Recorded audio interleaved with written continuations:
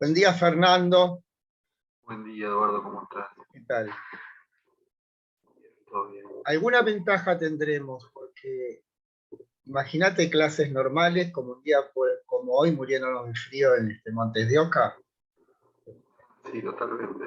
Eso sí es una ventaja. porque ese aula que tenemos nosotros es gélida. Va. es, este, Y de la última vez que hice el CBC en el 90 y pico, no me acuerdo.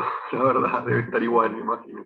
No, eso no, porque vos lo hiciste vos estabas en esa sede.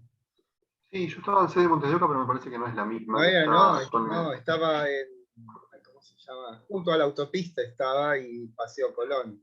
Paseo Colón, no Montes de Oca, es cierto, Paseo Colón, Claro. ahí la hice. Eso Ujú. era, no, eso no era. Pasaba Paseo Colón y la autopista, digamos, el tráfico, el ruido era espantoso, y había un aula, que era el aula 4 que estaba en el subsuelo. Y tenía algo así como unos ventiluces casi en el techo. Entonces arrancaban los colectivos y te llenaban de humo el Bueno, la aula. uva. La Y uva suele ser además, así.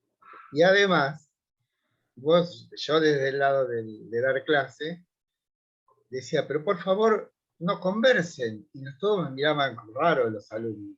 Y era la gente esperando el colectivo la que conversaba. Era una cosa fatal eso, Me tremendo. acuerdo que cursé los 2 cuatrimestres los sábados a las 7 de la mañana arrancaba. Los 2 cuatrimestres. Ah, Así que era bien, duro. bien. Claro, esta era de los martes de 7 a 9. Vos tenías de miércoles y sábado, Miércoles y ¿verdad? sábados, claro. Y Claro, por un tema de oferta horaria me había tocado los 2 cuatrimestres en la mismo horario. bien. En fin, qué sé yo. No sé, ahora este es otro desastre, pero bueno, es un desastre menor, en todo caso. Bueno, somos nosotros dos. ¿Qué va a ser? Igual queda grabado, como siempre. Sí, sí. Esa es mi esperanza, porque estuve mirando y de los 37, creo que son 8 los que entregaron trabajos prácticos. Pero algunos Bueno, entregaron uno solo, así que ok. O sea que es bastante de la deserción. sí. Y este segundo, vamos, 3 creo que lo entregaron. Este tercero. Abril es una de los que lo entregó. Bueno, ya somos 3. Ya estamos.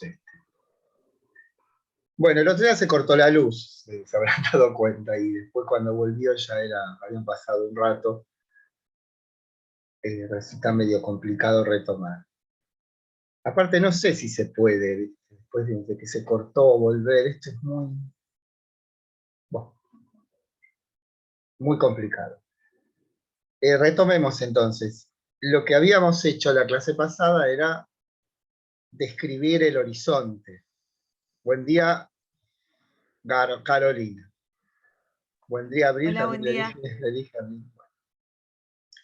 O sea, es esto, muletillas. La cuestión pedagógica para poder entrar en esto es tratar de que a ustedes se les haga presente cuál es el problema a resolver, como si no fuéramos Kant, aunque sea ficcionalmente. Y decíamos que el asunto era eh, cómo es posible que una ciencia de hechos, esto es, que manifiestamente se refiere a los fenómenos que acontecen en el espacio y en el tiempo, puedan tener formulaciones universales y necesarias. Eso era, tanto para empiristas como para racionalistas, un cuadrado redondo. No había ninguna posibilidad de que eso ocurriese porque, según sus principios,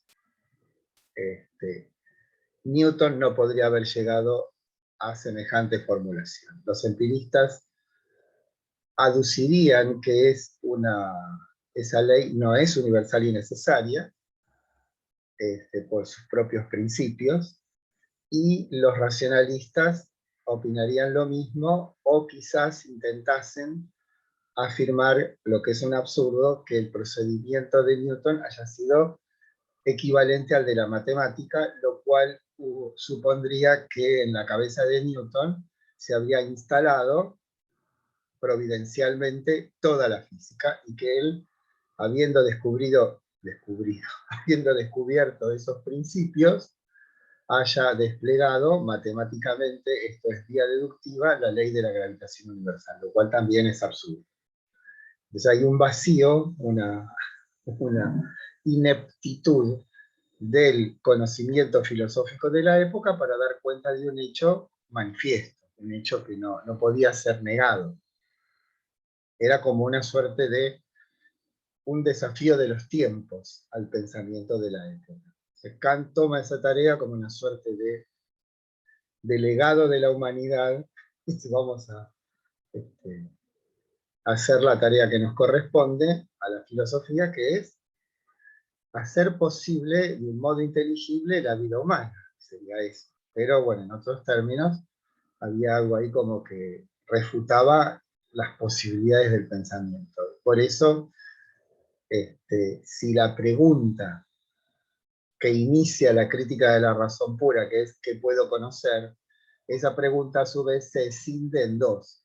Una dice ¿cómo son posibles los juicios sintéticos a priori? Y la segunda ¿es posible la metafísica como ciencia? O sea, manifiestamente, la metafísica, expresada tanto en empiristas como racionalistas, no están cumpliendo con un cometido. Pero el cometido solamente puede ser cumplido si ambas, o mejor dicho, si la metafísica como tal entra, y esta es una frase de Kant, en el seguro camino de la ciencia. ¿Cómo hacer eso?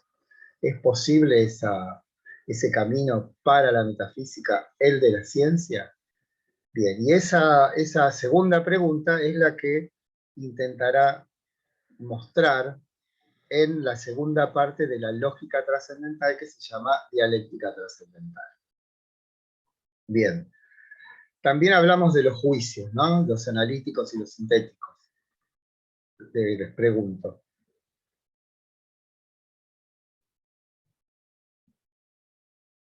Hola. Se fueron. Si hablamos de los juicios, Sí, los sintéticos y los analíticos, si hablamos de eso. creo que lo mencionamos. Sí. Sí, bueno, lo decimos de nuevo. Los juicios analíticos son aquellos cuyos, bueno, en principio llamamos juicio a lo que también llamamos proposición, o más en sentido común, oraciones. Sabemos que la constitución de un juicio, que es el término que usa Kant, es el sujeto y el predicado. Y el predicado dice algo del sujeto. En eso consiste un juicio. Ahora, si los juicios en el predicado no hacen sino describir lo implícito en el concepto sujeto, esos juicios se llaman analíticos y por ende son siempre verdaderos, porque no hacen más que explicitar algo. El triángulo es una figura de tres lados. Estos juicios, si bien son verdaderos, y consideren verdadero a lo que es universal y necesario. Universal que se cumple siempre, necesario que no puede ser de otra manera. Entonces, el juicio, el triángulo es una figura de tres lados, es universal porque le compete a todo triángulo posible. Y es necesario porque si yo niego el predicado, caigo en una contradicción. O sea, si digo el triángulo no es una figura de tres lados, estoy violando de un modo flagrante el principio de identidad. Pero la limitación de los analíticos es que no son fecundos. Esto es, no hacen más que aclarar el conocimiento, pero no lo amplían. El modelo de los juicios analíticos estaría en las matemáticas, pero después vamos a ver que no es tan así. ¿Por qué? Porque si eso fuese así, no habría progreso en matemáticas. Siempre estaríamos en el orden de las tautologías, ¿no? Las tautologías es decir lo mismo, tautólogos, ¿no? Por otra parte, los juicios sintéticos son aquellos cuyo predicado no está implícito en el sujeto, por lo cual su dependencia o su origen está en la experiencia. Entonces, el juicio, la pared es blanca, es un juicio sintético porque el predicado blanca no forma parte del concepto pared. Un juicio analítico sería la pared es espacial. Ese sería un juicio analítico, porque si dentro del concepto pared está el que es un ente que está en el espacio. O sea que no se refiere el juicio sintético o los analíticos en particular a formulaciones lógico-matemáticas, sino puede ser cualquier concepto empírico que contengan tales y cuales determinaciones y no hacemos más que explicitarlas, ¿no? Ahora, los juicios sintéticos, recuerden que la palabra síntesis quiere decir composición, ¿no? Sun es sin y tesis quiere decir colocar o poner. Los juicios sintéticos, si bien aumentan nuestro conocimiento, yo puedo negarles el predicado y no caer en una contradicción. O sea, puedo decir la pared no es blanca, y eso no implica una contradicción. Y, si bien aumentan nuestro conocimiento, no pueden ser nunca universales. Esa es su limitación o su naturaleza. Ahora bien, la contradicción nace, o el problema nace, cuando aparece una ciencia con juicios que tienen un contenido empírico y son, sin embargo, universales y necesarios. Nosotros sabemos, visto este hecho desde la perspectiva platónica, que es absolutamente imposible. En la perspectiva platónica, los únicos juicios verdaderos serían los analíticos, porque lo que no harían es sino describir el orden de las ideas. Bueno, esa concepción ofrece continuidad en el racionalismo continental. Ahora, hay otro tercer tipo de juicios que Kant pone a la luz, ya existían obviamente, pero estaban considerados como analíticos, que se llaman sintéticos, Kant los nombra, sintéticos a priori. El ejemplo más intuitivo de estos es, entre dos puntos la distancia más corta es una recta. Por más que nosotros busquemos en el concepto recta el predicado más corto, nunca lo vamos a encontrar. Eso quiere decir que ese juicio es sintético. Y sin embargo es universal y necesario porque, por lo menos en las geometrías planas, como la euclidiana, esa formulación es universal y necesaria. El otro ejemplo que pone Kant es 5 más 7 es igual a 12. Ni en el 5 ni en el 7 está el 12. ¿Por qué? Porque es una síntesis el 12, pero es una síntesis a priori. Bien, lo que hace Kant entonces es decir, bien, estamos delante de una formulación de la física matemática. Esa formulación es universal y necesaria porque se verifica que se da, se dio y se dará así en todo el universo, cosa que además es verdadera. El enigma entonces será descubrir cuál es la capacidad cognoscitiva capaz de poder elevar lo particular a universal. O sea, en eso se resume el problema. ¿Cómo puede ser que algo que me es dado fragmentariamente, sin embargo, pueda dar lugar a una formulación que es universal y necesaria? En eso se resume, sintéticamente, el problema de la crítica de la razón pura. Descubrir cuál es el procedimiento que lleva a cabo nuestra capacidad cognoscitiva, no sé cuál, de poder elevar lo particular a universal. Entonces, lo que hace Kant es apelar a una suerte de, sería como una metáfora, ¿no? ¿Por qué no hacemos como hizo Copérnico? Copérnico no es que descubre el heliocentrismo a través de la observación de los astros, o por lo menos no hay constancia de eso, sino que dice, si nosotros proponemos conjeturalmente, era una época difícil para decir estas cosas, que el Sol es el centro de nuestro sistema solar, los cálculos acerca de la deriva de los planetas resultarán más ajustados y no serían tan complicados como lo son hasta ahora, claro, considerando la Tierra en el medio y como no son las órbitas son elípticas, debería ser muy difícil predecir el comportamiento de los planetas.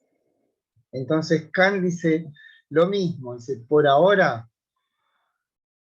muchachos, no nos ha ido bien en nuestro intento de determinar con rigurosidad la naturaleza del conocimiento humano.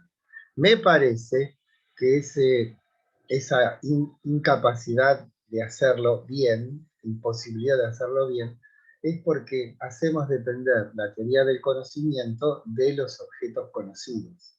¿Qué les parece si hacemos como Copérnico y giramos y en lugar de considerar como fuente de certeza acerca del conocer al objeto conocido, nos instalamos o cambiamos la dirección de la mirada y nos dirigimos al sujeto y veamos si en el sujeto podemos determinar cuál es efectivamente la naturaleza del conocer.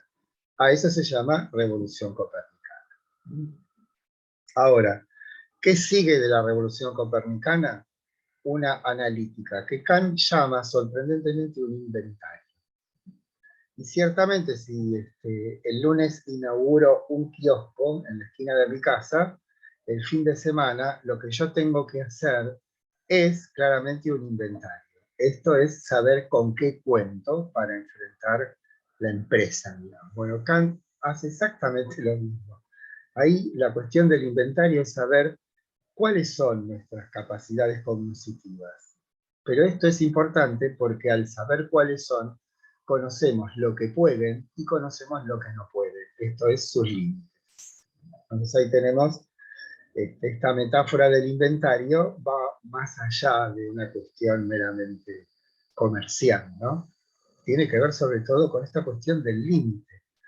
¿Por qué la cuestión del límite? Porque por una cuestión de economía de los recursos. Como si conocemos los límites, sabemos lo que no podemos hacer. Esto sería una suerte de sugerencia, sugestión a la metafísica diciéndole, una vez que nosotros, o que vos sepas en qué consiste el conocimiento, vas a dejar de aventurarte a doctrinas o investigaciones cuyo fundamento falla de principio. No tiene sentido esta búsqueda de demostraciones de la inmortalidad del alma, de su simplicidad, su subjetividad y su sustancialidad. No tiene sentido intentar demostrar la existencia de Dios a partir de formulaciones espaciotemporales, porque siendo Dios un ente que por su naturaleza está fuera del espacio y el tiempo, no le caben nociones que surgen del espacio y el tiempo. Dicho de otra manera, no se puede concebir algo que está fuera del espacio y el tiempo porque no podemos pasar lícitamente de lo conocido a lo desconocido, ¿no? Eso sería el final de la crítica de la razón pura, cuando critica las pretensiones de la metafísica, pero ahora estamos en condiciones de comprender hacia dónde va esta cuestión de los límites, ¿no? Bueno, el asunto se resumiría entonces con: debiera existir entonces una capacidad cognitiva humana tal capaz de poder elevar lo particular a universal. Esa sería nuestra fórmula básica, que lo que vamos a hacer es ir constatándola a medida que avancemos, ¿no? Avancemos quiere decir ir primero a la estética trascendental y luego, dentro de la lógica trascendental, a la analítica trascendental. Como ven, el término trascendental está por todas partes. Y lo que quiere decir fundamentalmente es condición de posibilidad de. Y esto de condición de posibilidad de está inscrito en el título de la obra. El título de la obra Crítica de la razón pura admite dos acepciones. que no son en absoluto contrarias, al contrario, son convergentes. Hay una que no está exactamente dicha por Kant, pero que, bueno, es lícito considerarla así, que dice: crítica de la razón pura es crítica del verbo griego krinein, que quiere decir destacar, separar. Nosotros lo vimos hace ya mucho esto. Cuando, ¿se acuerdan? Dioses y hombres, o mortales e inmortales, decidieron separarse en Mecona. Eso está en Hesíodo, creo. Usa el verbo krinein, que es separar. Bueno, de ahí viene la palabra crítica. Crítica no tiene en principio el sentido de criticar a alguien, sino tiene el sentido de discernir, ¿no?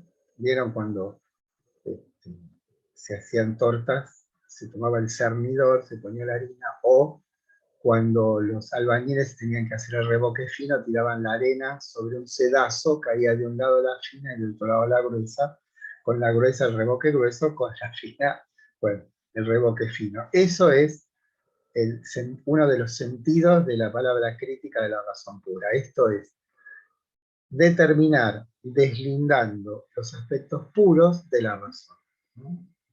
O sea, investigación orientada a la determinación de aquellos aspectos de la razón que por naturaleza son puros. Entiéndase puro como independiente de la experiencia. No es una prescriptiva o un precepto moral la pureza en este caso, es simplemente aquello que necesariamente debe ser independiente de la experiencia. ¿Por qué digo necesariamente? Y esto es un anticipo, pero que es pertinente, que aquella capacidad cognoscitiva capaz de elevar lo particular a universal debe ser pura. ¿Por qué? Porque si fuese empírica tendría un límite, que es la experiencia. Y acá estamos de alguna manera viendo algo que está yendo más allá de la experiencia. ¿Por qué? Porque la ley de la gravitación universal evidentemente no tiene como única fuente la experiencia, porque si tuviese como única fuente de la experiencia, esa ley estaría limitada a los casos que habrían sido relevados. ¿Mm? ¿Me explico? Sí, sí, Chachos. empírico más puro, da como Claro, eso conclusión sería un esto. juicio sintético a priori. Okay. O sea, el aspecto de universalidad del juicio sintético a priori necesariamente tiene que haber, debe de ser dado por un elemento que no es empírico y que por lo tanto es puro. Y por eso Kant llama a su obra Crítica de la razón pura, porque de lo que debemos tratar es del aspecto puro. Y aquí razón lo tenemos que tomar como todas nuestras capacidades cognitivas, ¿no? No estrictamente aquella que se llama razón. Entonces, crítica de la razón pura, investigación orientada a determinar la naturaleza pura de nuestro conocimiento. Esa sería una primera formulación. Y la segunda, que es la que toma Kant, es crítica a la pretensión de la razón de creer que puede conocer sin la experiencia. Eso es una crítica directamente dirigida al racionalismo continental, que por otra parte es donde él se formó, ¿no? Después vamos a ver, pero vamos a ver ahora que hay una metáfora, o sea, después digo porque va a tener más contenido, que dice: la paloma creería que podría volar mejor en el vacío. Esto es, si arrojamos una paloma al vacío, cáese, inexorablemente. ¿Por qué? Porque lo que la hace volar es la resistencia del aire, ¿no? Entonces, le está diciendo a la razón: vos creés que la experiencia es un obstáculo cuando en realidad es lo que te permite conocer, ¿no?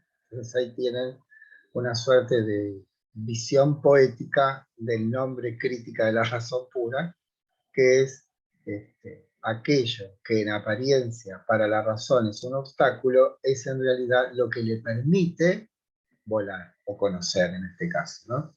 Entonces ahí tienen, en el nombre está como dice vos, está cifrado en el nombre, ¿no? Y es importante para Kant en particular y para muchos filósofos en general, detenerse en por qué ponen determinados nombres a sus nociones, ¿no? Que esos nombres siempre son muy ajustados en general. Y en este caso, como Kant es muy riguroso en el poner nombres a las cosas, ¿sí? ¿Por qué? Porque la arquitectura de ese edificio, llamado Crítica de la Razón Pura, tiene como fundamento nociones, claramente, y esas nociones deben estar claramente definidas. Bien, entonces, esto venía del nombre de lo trascendental, ¿no? Trascendental tenemos que entenderlo como condiciones de posibilidad, equivalente a puro y a priori. Esas tres palabras para nosotros, significarán lo mismo, ¿no? La exigencia, entonces, de pureza en términos kantianos no es una cuestión moral, sino una cuestión epistemológica. Es necesario para conocer la existencia de nociones independientes de la experiencia, porque si no, no se puede explicar la experiencia. Dicho en otros términos, aquello que hace posible la experiencia no aparece en la experiencia. Entonces, ahí tienen una de las complicaciones para poder determinar con claridad esta empresa que de un modo provisional tiene el nombre de inventario. ¿Cómo se hace? ¿Con qué procedimiento podemos indagar un orden que es en lo absoluto independiente del orden de los fenómenos, que por otra parte es el que conocemos? ¿De qué procedimientos habríamos de valernos para poder desentrañar en el conocer los aspectos puros? Y una vez que hemos desentrañado o establecido esos aspectos puros, deberíamos también establecer cuál es la lógica que los enlaza. O sea que esa sería la tarea de la crítica. Pero como ven, hay una suerte de impedimento natural a acceder a ese orden. Entonces hay que ver cuál es el criterio que vamos a utilizar para poder introducirnos, sumergirnos en ese orden de lo trascendental. Por otra parte, no tenemos otras experiencias que las experiencias. ¿Cómo es entonces que podemos traspasar a partir de la experiencia lo que está más allá de la experiencia sin que caigamos en aquello que habíamos enunciado provisionalmente acerca, por ejemplo, de la existencia de Dios, ¿no? O sea, cómo podemos pasar de lo conocido a lo desconocido. Pero aquí eso desconocido no puede ser tan desconocido porque no es algo que está fuera de la experiencia, sino lo que la fundamenta. Tenemos que encontrar las vías de comunicación, se dice, no, la continuidad entre lo trascendental y lo empírico. Bien. La tarea de la crítica entonces tiene en principio, si ustedes ven los títulos, sobre todo en la lógica trascendental, es una operación analítica. Entendiendo por analítica aquel procedimiento que busca establecer los elementos atómicos. Entendiendo por atómico lo que no se puede separar ni dividir.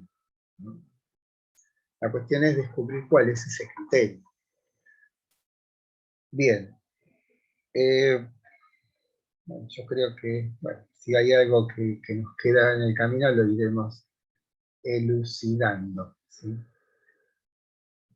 Tenemos, en principio, dos capacidades cognitivas. Así nos lo ha dictado la tradición, por lo menos. Esas dos capacidades son la sensibilidad y el entendimiento. Sensibilidad en griego se dice aistesis, eso creo que lo hemos visto alguna vez. De ahí viene nuestra palabra anestesia, por ejemplo. Pero si vemos el nombre que le pone Kant a la indagación que hará acerca de la sensibilidad, dirá que se llamará estética trascendental. Ahí tienen otra vez el adjetivo trascendental. que aplicado en el caso de la sensibilidad, explicitando lo que ya hemos dicho, sería algo así: determinación de los aspectos trascendentales que están inscritos en nuestra capacidad cognoscitiva que llamamos sensibilidad. O sea, la tarea de la estética trascendental será determinar primero si hay elementos trascendentales, y luego cuáles son, y luego cuál es su naturaleza, y luego cuál es su vinculación, ¿no? Ahora, como una cuestión pedagógica que es de fundamental importancia para entender a Kant, es comparar la sensibilidad en Platón con la sensibilidad en Kant. En Platón, sabemos, la sensibilidad no es sino una forma degradada del conocimiento racional, o sea, de las ideas. ¿Por qué? Porque son copias. ¿Por qué? Porque lo que nos ofrece la sensibilidad es lo múltiple, ¿no? En Kant, y esto, insisto, es absolutamente determinante para todo lo que vendrá. ¿Por qué? Porque implica la finitud del conocimiento humano. La sensibilidad es una forma autónoma de conocimiento. Esto es, respecto del entendimiento o de la racionalidad en sentido tradicional, es un orden autónomo, insisto, es cooriginario e irreductible. O sea, cooriginario es que están juntos desde el origen, no es que uno originó al otro. Y por otra parte, ninguno puede ser reducido al otro. Porque fíjense, los racionalistas subsumen, es una palabra kantiana muy fea, subsumen la experiencia en la razón. Y los empiristas subsumen a la razón en la experiencia. Y Kant dice, digamos, esto es absolutamente determinante para el destino de esta obra y del pensamiento occidental. Como que con esta prescripción, Kant nos entrega de alguna manera a la finitud. ¿No? ¿Por qué? Porque no hay conocimiento sin experiencia. No es que podamos arguir la existencia en nosotros de nociones puramente conceptuales, esenciales, ideales, que no tengan un vínculo con la experiencia. Aunque eso después va a ser revisado. Pero no es el momento ahora de decir por qué. Entonces, el orden de lo sensible para Kant, en tanto es autónomo, le es pertinente una disciplina propia. Esa disciplina propia del orden autónomo de la sensibilidad se llama estética trascendental. Y lo mismo cabe para el aspecto, llamémosle racional, por ahora, de nuestra facultad cognoscitiva.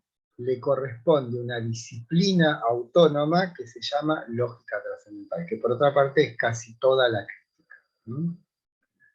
Entonces ahí está planteado el asunto. Primero, la cuestión del giro copernicano. Luego, la cuestión del inventario. Luego, la utilización del término crítica en el sentido que hemos anticipado hace unos momentos. Y luego, digamos,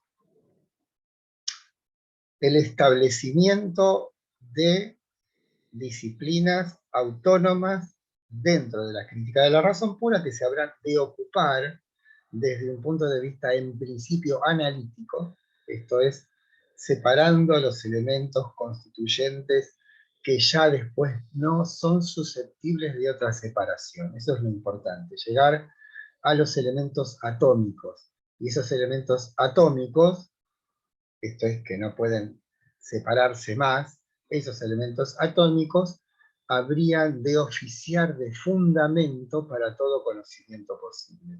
Y por eso son trascendentales. Y por eso se entiende trascendental como condición de posibilidad de. ¿Está claro cuál es la estructura de la obra? Hello. Sí, digamos que está claro por ahora. No, yo necesito un poco de control empírico de ustedes porque por ahí me mando y no tengo en cuenta a quienes me escuchan y eso no es bueno, ¿no? Bien, entonces ese es nuestro tema, ¿no? O ese es el tema de la crítica. Ahora, lo que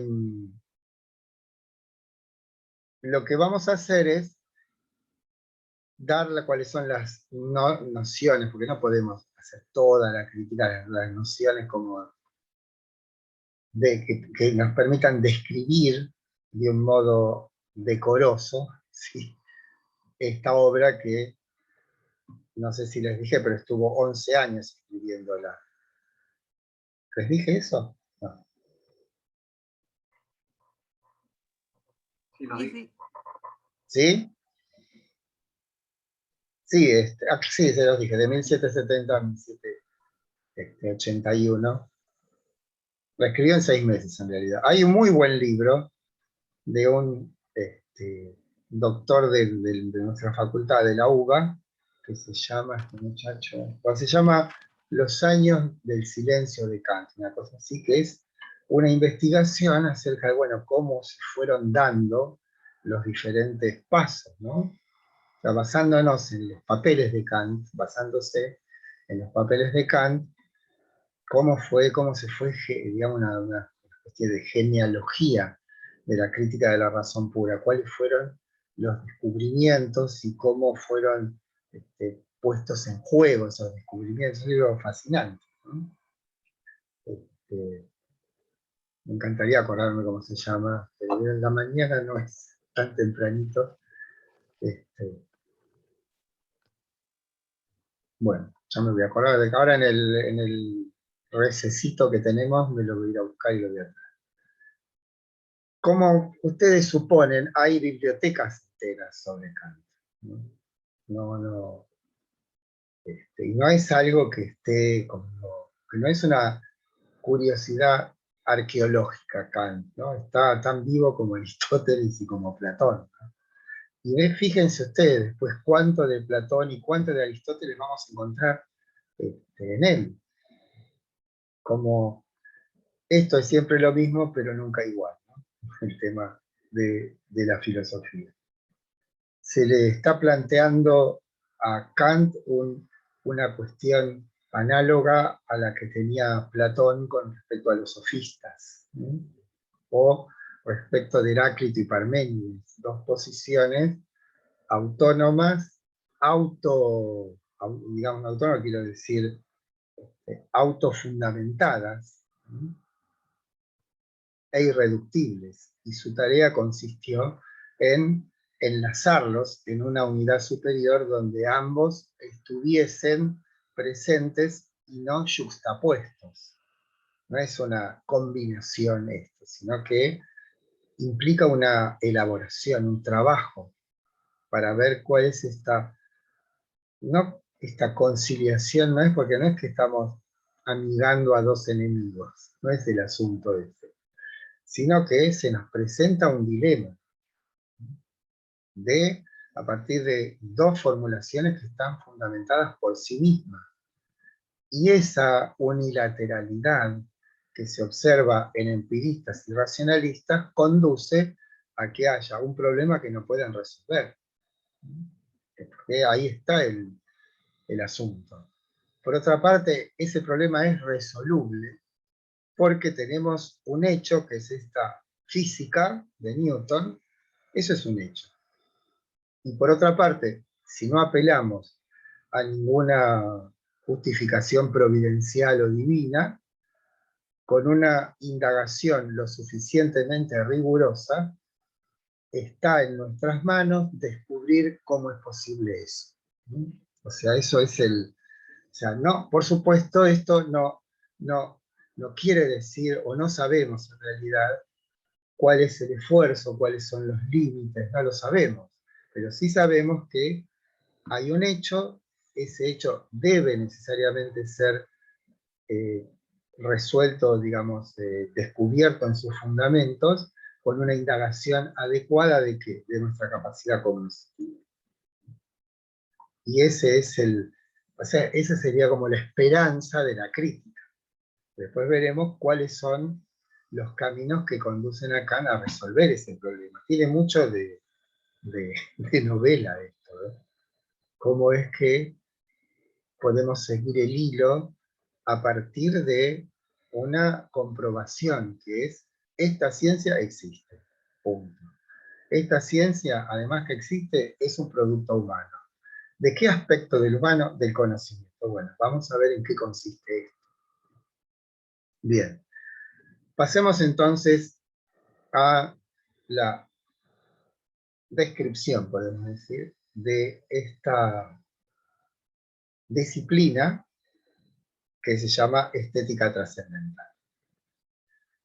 Pero para eso, como siempre, tenemos que anticipar lo que se llama el cuadro de las representaciones, o sea, para poder nosotros tener alguna posibilidad de comprender el asunto de la estética trascendental, tenemos que saber primero cuál es la noción más abarcadora de toda la tarea kantiana, podemos decir que es la noción de representación. Ya ese re nos está diciendo algo, ¿no? O sea que la realidad no se nos presenta, sino que se nos representa. Esto es, con ese re, Kant ya nos está anunciando, anticipando o advirtiendo que el desenlace del asunto del conocer no está en que las cosas se nos presentan tal como son, sino que de las cosas lo que hay son representaciones. Bueno, paramos aquí, seguimos en unos minutos.